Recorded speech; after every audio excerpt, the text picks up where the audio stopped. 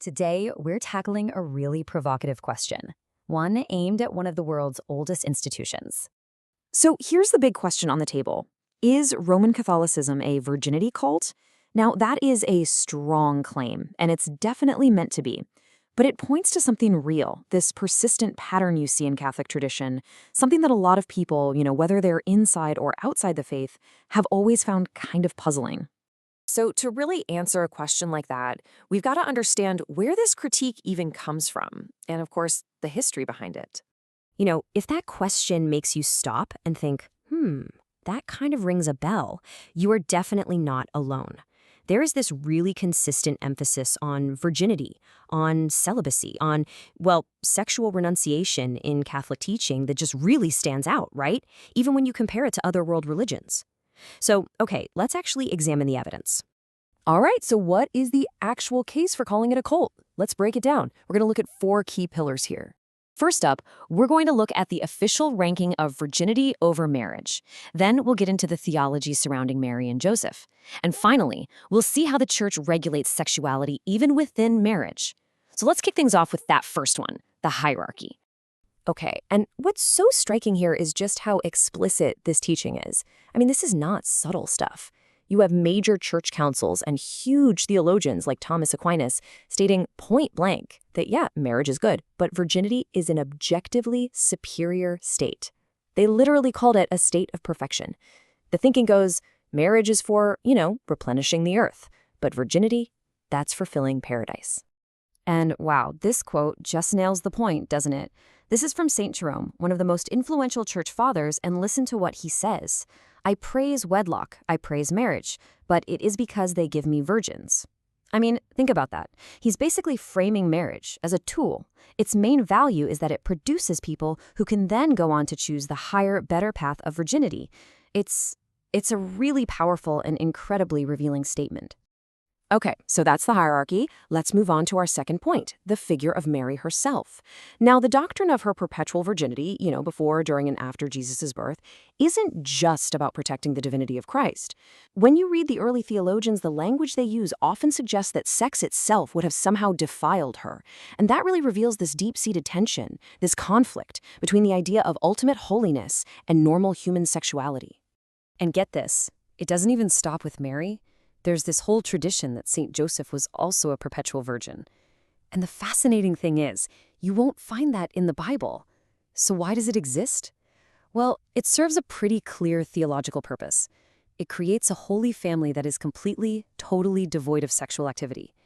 It basically turns their marriage into a kind of legal bond, rather than a real physical, embodied union. And that brings us to the final point in this case for.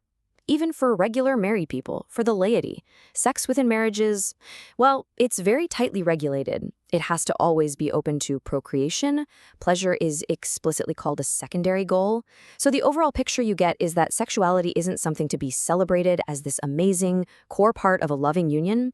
Instead, it's something to be managed, to be controlled, and honestly, to be viewed with a certain amount of suspicion. Okay, so that's kind of the case for the prosecution, if you will. It seems pretty compelling. But it begs a huge question. Where did all these ideas actually come from? And this is where things get more complex, because just calling it a cult really oversimplifies a long and complicated history. The truth is, early Christianity didn't just invent these ideas out of thin air. For the most part, it inherited them from the world it was born into. Think about it. Early Christianity was growing up in a world that was absolutely steeped in Greco-Roman philosophy. You had ideas from Neoplatonism all over the place, this idea that the spiritual world is superior to the messy physical world. You also had Stoicism, which was huge, and it prized this radical self-mastery over all your bodily passions. These ideas were just in the air. So in that context, virginity became this incredibly powerful symbol of spiritual control, especially in a world that many Christians saw as corrupt and excessive. And you can actually trace how this whole thing developed over time. You go back to the 1st century, the apostolic era, and celibacy is seen as a gift, sure, but not as something inherently better than marriage. But then fast forward to the 2nd to 4th centuries, martyrdom is mostly over, so asceticism and virginity become the new heroic form of Christianity. It was the new way to be hardcore. Then jump to the Middle Ages, and you get brilliant minds like Aquinas, who take all this and codify it, turning it into systematic theology. And today, Well, the tone is definitely softened, but that core hierarchy, it's still there. So, if cult isn't really the right word, if it's too simplistic, then what's a better way to describe what's going on here? A much more precise diagnosis is this term: the sacralizing of sexual renunciation. It's a bit of a mouthful, but what it means is that the tradition doesn't just honor virginity, it treats the act of giving up sex as a special, privileged, almost sacred, a higher path to God.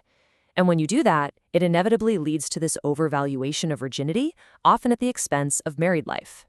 And this comparison to the Eastern Orthodox tradition really drives the point home.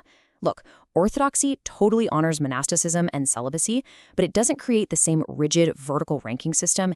It tends to see marriage and celibacy as two different vocations, two equally valid paths to holiness. It's not a higher and a lower state. So in that view, marriage isn't seen as some kind of concession for people who couldn't handle the better path. Now, this whole theological structure we've been talking about, it's not just some abstract idea in a book. It has a real, tangible, measurable impact. And there is one place where this becomes crystal clear. That structural bias we've been discussing, it is perfectly reflected in who the church holds up as its ultimate role models. I'm talking about the canonized saints. And just look at this chart. The numbers are absolutely stunning. When you run the estimates, something like 95% of all canonized Catholic saints are clergy, monks, nuns, or virgins. That leaves only about 5% who were married people. And that's not an accident. That is the direct statistical result of a theology that has, for centuries, structurally and historically privileged giving up sex. So let's circle all the way back to our core question. Does Catholicism worship virginity? Worship is probably too strong a word, but has it structurally and theologically treated giving up sex as a more direct, a more pure path to holiness than living out a loving, embodied married life? Well, based on the evidence, the answer is an unequivocal yes. And that leaves us with one final, bigger question to think about, one that really goes far beyond just this one tradition. How does any culture's or any religion's core view of sexuality ultimately shape the daily lives, the psychology, and even the sense of self-worth of the people who live inside that tradition? It's something worth thinking about.